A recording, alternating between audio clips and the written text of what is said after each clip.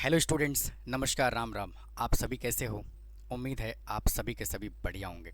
तो स्टूडेंट, आज की इस क्लास में डिटर्मिनेंट को मैं कंटिन्यू कर रहा हूँ और आज मैं बात करने वाला हूँ determinant exercise number second, question number 8 से शुरू कर रहा हूँ। और इससे पहले मैंने अपने चैनल पे एक्सरसाइज नंबर सेकंड के 1 to 7 तक की complete video solution introduction already मैंने अपलोड किया हुआ है। अगर आपने अभी तक नहीं देखा है तो आप देख सकते हो। सभी वीडियोस का लिंक आपको डिस्क्रिप्शन बॉक्स में मिल जाएगा और मैंने डेडिकेटेड प्लेलिस्ट भी बनाया हुआ है, तो वहाँ से भी आप उसको देख सकते हो। तो आइए आज की कहानी को शुरू करते हैं और बात करते हैं क्वेश्चन नंबर 8 से।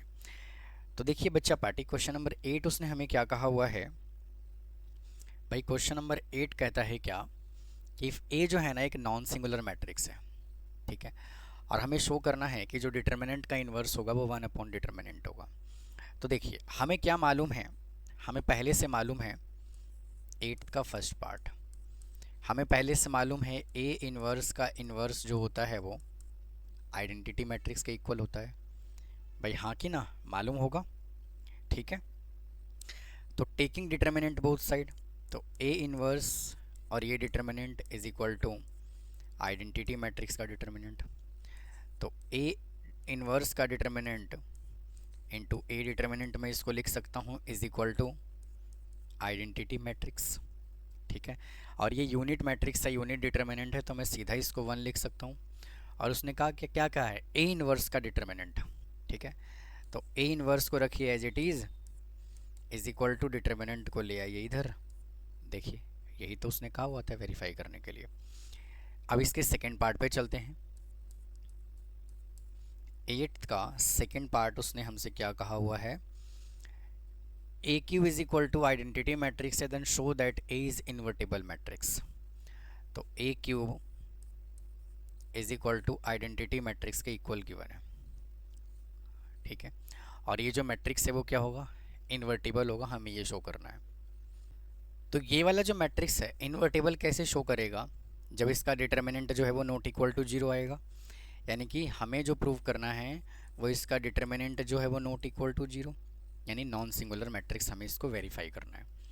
तो हम इसको कैसे सॉल्व करेंगे, दोनों साइड ना डिटर्मिनेंट ले लो इज इक्वल टू, और ये डिटर्मिनेंट है आइडेंटिटी मैट्रिक्स को मैं सीधा 1 भी लिख सकता हूँ, ठीक है। तो मैं इसको क्या लिख सकता हूँ, ए डिटर्मिनेंट का क्यूब इज इक्वल टू 1, हम इसको ऐसे भी लिख सकते हैं, ठीक है। तो यहाँ से ए डिटर्मिनेंट अगर मैं क्यूब को उधर ले जाऊँ तो ये 1 आ जाएगा। तो चेक कर लीजिए क्या A determinant is equal to 1 आया, मतलब कि नॉन सिंगुलर मैट्रिक्स, तो इसका इन्वर्टेबल मैट्रिक्स पॉसिबल है। 8th के थर्ड पार्ट पे चलते हैं। क्या कहता है देखो, A raise to power 4 is equal to identity matrix given है, तो A inverse is equal to A cube हमें शो करना है। तो A raise to power 4 is equal to identity matrix given है, तो क्या करो, ए इनवर्स से दोनों साइड कर दीजिए मल्टीप्लाई, ठीक है। तो ए इनवर्स और ए रेज टू पावर 4 को मैं क्या लिख सकता हूँ, A into A raise to power 3। भाई हाँ कि ना, तो हाँ। और इसका फॉर्मूला क्या होता है, ए इनवर्स, ए इनवर्स को आइडेंटिटी मैट्रिक्स से मल्टीप्लाई करोगे ना तो ए इनवर्स ही आएगा। और ये दोनों जो होता है वो आइडेंटिटी मैट्रिक्स के इक्वल होता है, is equal to A inverse. और इसको मैं क्या लिख सकता हूँ, A cube is equal to A inverse, ठीक है। चेक कर लीजिए। तो आप इसको नोट करिए, चलते हैं अगले क्वेश्चन पर। आइए देखो, उसने बोला है कि ए मैट्रिक्स हमें ये गिवन है, हमें ए इंटू एडजॉइंट ए बताना है। तो देखो 9th क्वेश्चन में उसने हमें क्या कहा हुआ है, 3 माइनस 5, 3 माइनस 5, 4 और 2। अगर मैं इसको डिटर्मिनेंट के फॉर्म में लिख दूं, ठीक है, तो उसने क्या कहा है, ए इंटू एडजॉइंट ए बताना है। तो मैं आपको प्रॉपर्टी में भी तो समझा चुका हूँ ना कि ए इंटू जो एडजॉइंट ए होता है वो डिटर्मिनेंट ए इंटू आइडेंटिटी मैट्रिक्स के इक्वल होता है। तो इसका डिटर्मिनेंट निकालो, 3 2 जा 6, फिर प्लस 4 5 जा 20। तो इसका डिटर्मिनेंट हमने कितना निकाल लिया, 26। तो 26 और आइडेंटिटी मैट्रिक्स हमें क्या गिवन है, 1 0 0 1 गिवन है। तो इसको सॉल्व करोगे तो 26 0 0 26, लो जी। ठीक है, चलते हैं जी अगले क्वेश्चन की तरफ, आइए फटाफट। अब उसने बोला है कि अगर ये सिंगुलर मैट्रिक्स है तो इसको क्या करना है आपको। अगर ये सिंगुलर मैट्रिक्स है तो क्या करोगे, x की वैल्यू बताओगे। तो इसको थोड़ा सा मैं साइड कर देता हूँ। ठीक है, अब देखिए ये चलते हैं इस पे। अब तो सबसे पहले क्या करो, इसका डिटर्मिनेंट निकालो। जब सिंगुलर मैट्रिक्स होता है तो इसका डिटर्मिनेंट किसके इक्वल होता है, जो ए डिटर्मिनेंट होता है वो इज इक्वल टू 0 के इक्वल होता है। भाई हाँ कि ना, तो सर हाँ। तो जब हाँ होगा तो क्या होगा, देखो सबसे पहले यहाँ पे लिखोगे क्या, x+4 इंटू, इससे रिलेटेड ये कैंसिल ये कैंसिल, इसको इससे मल्टीप्लाई करोगे, x+4 इंटू x+4 का स्क्वायर। ठीक है, फिर यहाँ पे आएगा साइन माइनस का, और x को x से मल्टीप्लाई करोगे। बेटा वहाँ पे स्क्वायर नहीं आएगा, मैंने लिख दिया 2 बार। तो माइनस x को x से मल्टीप्लाई करोगे तो x स्क्वायर आएगा। फिर यहाँ पे साइन आएगा नेगेटिव का, अब यहाँ पे ये वाला स्क्वायर लिखा जाएगा इनटू, अब ये स्क्वायर आ गया तो इससे रिलेटेड ये कैंसिल ये cancel, x into x+4, x into x+4 minus. ठीक है, और x को x से मल्टीप्लाई करोगे तो क्या आएगा, x स्क्वायर आएगा। फिर यहाँ पे साइन आएगा प्लस का, फिर से यहाँ पे आप लोग लिखेंगे x। ठीक है, और x से रिलेटेड ये डिलीट और ये डिलीट, x को x से मल्टीप्लाई करोगे x स्क्वायर आएगा। फिर यहाँ पे साइन आएगा माइनस का, फिर x को x+4 से मल्टीप्लाई करोगे तो x इंटू x+4। ठीक है, यहाँ तक कोई परेशानी जी नहीं। अब सिंपल क्या कर लो, मल्टीप्लाई कर लो। ठीक है, तो ये x+4 को लिखोगे एज इट इज़। ठीक है, x+4 को लिखेंगे हम एज इट इज़ इंटू, देखो यहाँ पे x+4 और x+4 है तो क्या मैं x+4 का होल स्क्वायर लिख दूँ, और x+4 का होल स्क्वायर का डायरेक्ट फार्मूला क्या होता है, a² plus b² plus 2ab, हाँ कि ना, माइनस का x², फिर माइनस x² ये एज इट इज़ रहेगा।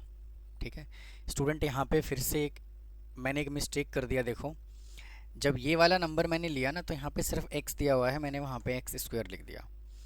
यहाँ पर जो है वो x है तो ये x ही रखना है, x रखना है यहाँ पर। ठीक है, x² नहीं है। इसको मल्टीप्लाई करिए तो क्या आ जाएगा, x² प्लस 4x माइनस का x², फिर यहाँ पे प्लस का x रखना है तो x² माइनस 4x। ठीक है जी, कोई परेशानी। अब सिंप्लीफाई करो, देखो इस x² से ये वाला x² कैंसिल हो गया। ठीक है, ये वाला x² से ये कैंसिल हो गया और इससे ये कैंसिल हो गया। अब इसको सिंप्लीफाई कर लीजिए, ये x+4 को रखना है as it is into 16 + 8x minus x से अंदर मल्टीप्लाई करोगे तो ये बन जाएगा 4x², और फिर अंदर इसको मल्टीप्लाई करोगे तो ये भी आ जाएगा आपका माइनस का 4x²। और यहाँ पे नॉन सिंगुलर मैट्रिक्स है तो सॉरी सिंगुलर मैट्रिक्स है तो इसको 0 के इक्वल रखेंगे, और ऊपर वाली वैल्यू को भी हम 0 के इक्वल रखेंगे, और यहाँ पर भी क्या आ जाएगा आपका इज इक्वल टू 0। अब इसको सॉल्व करिए, x को 16 से मल्टीप्लाई करेंगे तो 16x, x को 8 से मल्टीप्लाई करेंगे तो प्लस का 8x², फिर 4 को 16 से मल्टीप्लाई करेंगे तो 64, और 4 को 8 से मल्टीप्लाई करेंगे तो प्लस का 32x minus 8x² is equal to 0। तो देखो इससे ये कैंसिल हो जाएगा, और इन दोनों को जब आप ऐड करोगे तो 48x प्लस का 64 इज इक्वल टू 0। तो 48x is equal to minus का 64, तो x is equal to minus 64 upon में 48, तो ये चला जाएगा 4 पे, ये चला जाएगा 3 पे, तो x इज इक्वल टू आएगा माइनस का 4/3। इसके आंसर को मैं चेक कर लेता हूँ एक बार। ठीक है जी, इसका आंसर बिल्कुल ठीक है। आइए अगले क्वेश्चन पे चलते हैं। देखो यहाँ पर कुछ लग रहा है क्वेश्चन मिसप्रिंट है क्या। ये 10th क्वेश्चन हो गया स्टूडेंट, एक क्वेश्चन और है शायद इसमें ना। भाई 10th का जो है वो सेकंड पार्ट भी गिवन है इस क्वेश्चन में, तो ये जो है सेकंड पार्ट मैंने नोट कर लिया है। ठीक है, आइए अब उसने बोला है कि आपको ना इंटीग्रल वैल्यू बताना है और ए सिंगुलर मैट्रिक्स यानी x is equal to 0 put करना पड़ेगा। सॉरी डिटर्मिनेंट हम क्या निकालेंगे, 0। सिंगुलर मैट्रिक्स दिया हुआ है तो इसका डिटर्मिनेंट कितना आना चाहिए, 0 आना चाहिए। तो क्या करोगे, इसका डिटर्मिनेंट निकालिए। इसको डिटर्मिनेंट के फॉर्म में पहले आप लोग लिख लोगे, फिर यहाँ पे लिखोगे x+1 इंटू, इससे रिलेटेड ये कैंसिल, तो x+2 इंटू x-6 फिर -2, फिर यहाँ पे साइन आएगा माइनस इंटू -3 फिर इंटू, -3 से रिलेटेड ये डिलीट और ये delete, -5 as it is into x-6 ठीक है। और फिर 4 2 जा 8 प्लस का -8 फिर यहाँ पे साइन आएगा पॉजिटिव का, फिर यहाँ पे लिखा जाएगा 4 से रिलेटेड ये डिलीट और ये डिलीट, -5 इंटू 1 -5 फिर -4 इंटू x+2 भाई ये कहानी है, इज इक्वल टू 0 ठीक है। अब क्या करोगे, देखो सिंप्लीफाई करना है तो ये x+1 को रखिए एज इट इज। इसका कैलकुलेशन जो है ना थोड़ा सा लेंदी जाएगा, इंटू x को x से मल्टीप्लाई करोगे तो x² आएगा, x को -6 से करोगे तो -6x प्लस 2x, और 2 को -6 से करोगे तो -12 और ये -2 प्लस 6 इंटू +3 इंटू इसको मल्टीप्लाई कर लीजिए तो माइनस का 5x प्लस 30 -8 फिर +4 as it is into -5 as it is -4x -4 2 जा 8 इज इक्वल टू 0। ठीक है जी, यहाँ तक कोई डाउट जी नहीं। यहाँ से आ जाएगा x+1 as it is into ये x² एज इट इज़, इसको सॉल्व करोगे तो माइनस का 4x माइनस का 14 प्लस 3 इंटू -5x, और यहाँ से आ जाएगा आपका 30 में से 8 गया तो प्लस का 22 प्लस 4 एज इट इज़, और इसको सॉल्व करोगे तो आएगा माइनस का 13 -4x इज इक्वल टू 0। ठीक है, आइए और आगे चलते हैं। x से मल्टीप्लाई कर लेंगे इसको तो कितना आ जाएगा, x को x² से मल्टीप्लाई करोगे तो x3, x को -4 से मल्टीप्लाई करोगे -4x², x से 14 से करोगे तो माइनस का 14x, 1 से करोगे तो ये एज इट इज आ जाएगा x² -4x -14 प्लस 3 5 जा 15 तो माइनस का 15x है ना, और प्लस 66 फिर प्लस और माइनस 13 5 जा 52 -4 4 जा 16x इज इक्वल टू 0। अब देखिए तो स्टूडेंट इसको सॉल्व करिए तो यहाँ से क्या आ जाएगा, ये x3, ठीक है, और फिर देखिए यहाँ से आएगा ये और ये दोनों को सॉल्व करोगे तो आएगा माइनस का 3x²। ठीक है, उसके बाद देखिए ये 14 है और ये 52 है तो 66, ये 66 बन जाएगा तो ये कैंसिल हो जाएगा। ठीक है, अब यहाँ से क्या बचेगा, देखो 14 और 4 18 और यहाँ से बन जाएगा आपका 31 तो 49 आ जाएगा, तो माइनस का 49x इज इक्वल टू 0। ठीक है, तो x ले लीजिए यहाँ से कॉमन, तो x कॉमन लोगे तो यहाँ से क्या बनेगा, x² -3x -49 is equal to 0।